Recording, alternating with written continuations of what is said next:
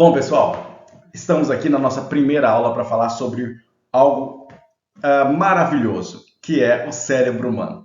Gente, o cérebro humano é tão impressionante, tão maravilhoso, que esse pequeno órgão controla todo o nosso ser.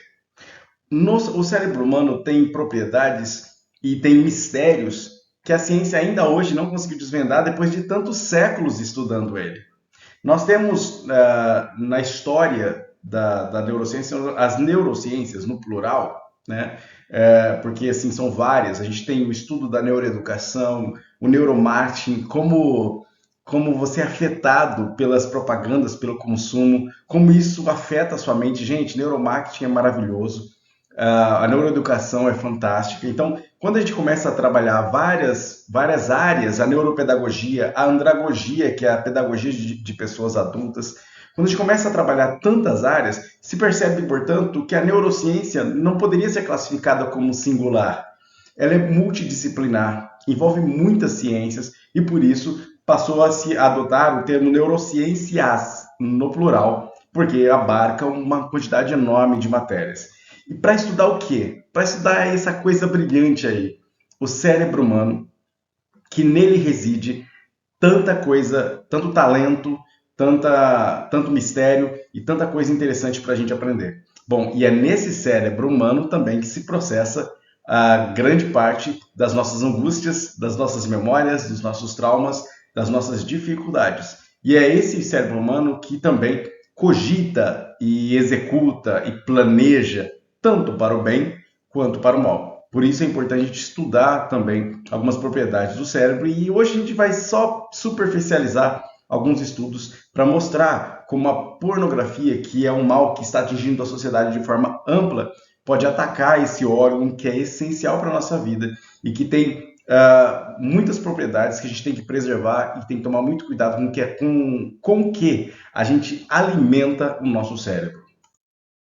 Bom, o cérebro que você tem aí na sua cabeça não é diferente do meu, não é diferente do de Einstein, tá? Na verdade é diferente do de Einstein porque o de Einstein pesava um pouco menos do que o seu, tá? Einstein tinha mais ou menos 1,5 quilos, pelo que eu li, o peso de Einstein, do cérebro de Einstein. O ser humano tem entre 1,36, como o caso do Frank Antor fala, e chegando até 1,50, 1,60, até 1,80 de tamanho.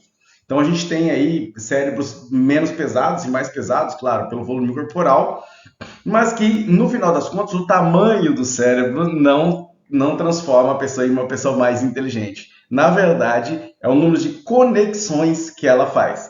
É exatamente a quantidade de conexões exercidas pelos neurônios é que faz com que a pessoa se torne um pouco mais inteligente. Quando a gente nasce, né, a gente nasce com em torno de 100 bilhões de neurônios. 100 bilhões, é uma quantidade absurda.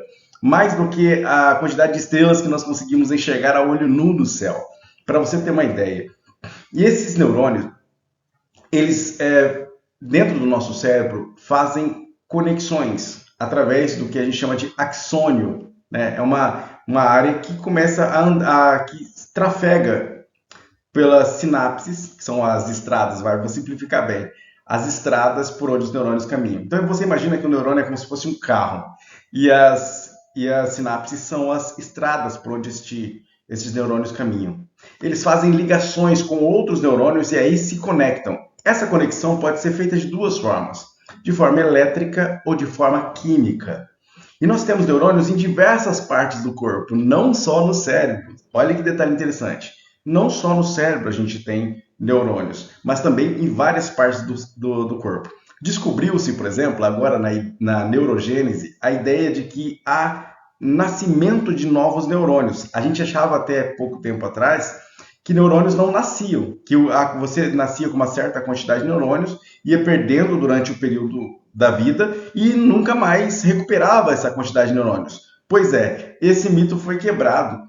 A gente descobriu, quando eu falo assim, os cientistas descobriram, os estudiosos descobriram que começou-se a ver neurônios novos no cérebro, mas também na área do nariz aqui, ó, na parte do lóbulo pré-frontal, vários lugares no corpo, na coluna cervical, se detectou novos neurônios. Então, assim, é muito legal de você ver o surgimento de novos neurônios também acontecer, essa neurogênese. E aí, também, o cérebro passou a ser estudado de uma forma cada vez mais intensa. Quando os neurônios, quando a gente nasce com essa quantidade enorme de neurônios, mas não tem espaço.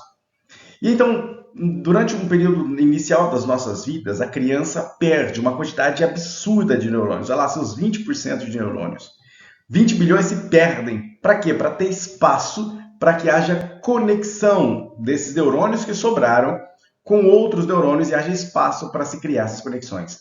É isso que faz com que a criança comece a perceber o mundo à sua volta. E aí nós temos estudiosos fantásticos, desde Jean Piaget até Vygotsky, que falam sobre como as crianças iniciam essa aprendizagem desse mundo novo que surge para elas e que passa a ser algo mais do que só o rosto e a voz do pai, da mãe, da avó, do vô que está perto, do irmão ou da irmã que está perto. Por isso, nós temos no cérebro humano a capacidade de perceber o mundo e a realidade à nossa volta. E é este cérebro que começa a cogitar e a entender os sentidos, os gostos, os prazeres envolvidos na percepção do mundo à volta. Então, os neurônios, por exemplo, nas papilas gustativas, começam a descobrir o que é doce, o que é salgado. A criança começa a comer a papinha, ela descobre que aquela papinha ela não gosta, ela começa a iniciar o aprendizado de paladar, começa a ter o seu próprio paladar. É por isso que, se você der um doce para a criança logo cedo, logo nos primeiros meses, você der doce, ela vai viciar naquele doce, porque ela vai ter uma ativação energética muito grande no cérebro. O cérebro adora açúcar. Então, por causa disso, ela vai se viciar naquele açúcar e rapidamente ela vai começar a desprezar outros tipos de alimento. Por isso que os pediatras recomendam não dar doce para a criança nos primeiros meses de vida, alguns até nos primeiros anos de vida. Outros dizem que não se deve dar nunca, a gente deveria abolir o açúcar cristal, o açúcar sintético das nossas vidas. Concordo, mas infelizmente muitas vezes nós não conseguimos. Então, todas essas coisas a gente aprende quando começa a estudar o cérebro e o efeito da nossa percepção de realidade para o cérebro. Nós temos no cérebro uma estrutura fantástica. Ela é a mais complexa, como diz o Frank Anton, é a estrutura mais complicada conhecida no universo. Mais do que as estrelas, mais do que o planeta Terra. Tudo que você vê, ouve, percebe está diante dos seus olhos e é decodificado pelo seu cérebro. Então nós temos aí algo impressionante que investiga o mundo ao nosso redor. E aí nós temos áreas, como por exemplo o corpo caloso, como o cérebro propriamente dito, tá? O nosso cérebro não é tudo isso. A gente poderia dividir o cérebro em três, na verdade. Poderíamos dizer que temos 3 cérebros, ou 2 cérebros. Alguns dizem, nós temos o primeiro cérebro, o cérebro mais antigo, né? Nós temos o cérebro mais novo, o neocórtex, e nós temos um outro cérebro aqui na medula espinhal que ela faz uma triagem, ele faz uma triagem daquilo que deve subir ou não para o cérebro e aquilo que deve ser uma reação instintiva. Então, nós poderíamos dizer que nós temos 2 ou 3 cérebros, na verdade. E aí, essa estrutura que nós estudamos é tão complexa que quando você isola uma determinada parte, já existe campo de estudo para muitos e muitos anos. A ideia da glândula pituitária e os psicopatas, a ideia do hipotálamo ligado à memória, a ideia do hipocampo ligado à memória, a ideia do hipotálamo ligado às emoções, a dificuldade, por exemplo, quando há uma deficiência no corpo caloso. Nós temos inúmeras estruturas dentro do cérebro que causam impactos diferentes. Nós temos histórias de pessoas que, por exemplo, em acidentes perderam parte do cérebro, mas por causa da propriedade de neuroplasticidade conseguiram viver uma vida relativamente normal e às vezes descobriram habilidades fantásticas depois de perder uma parte desse cérebro. Então, assim, o cérebro é um campo de investigação maravilhoso para se ter e também é um campo que preocupa muito por causa das síndromes e das dificuldades que existem quando algo vai errado aí no cérebro. Quem já ouviu falar do derrame, do AVC, do acidente vascular cerebral, do AVE, do acidente vascular isquêmico, quando você vê, às vezes, um pequeno vasículo de sangue estoura no cérebro, o reflexo que causa na vida de uma pessoa inteira.